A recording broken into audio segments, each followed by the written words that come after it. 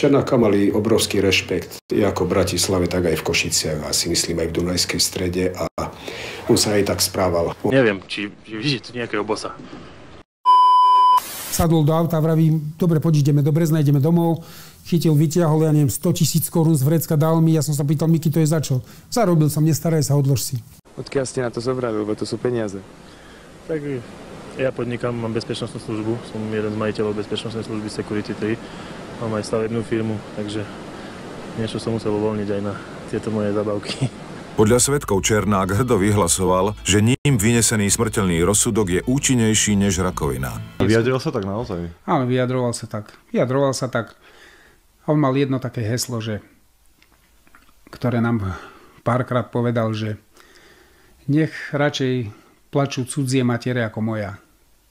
Kde ma požiadalo o izbu, a keď som došiel k nemu na izbu, mal pištol položenú na stole, a tak mi hovorí s tou jeho typickou grimasou.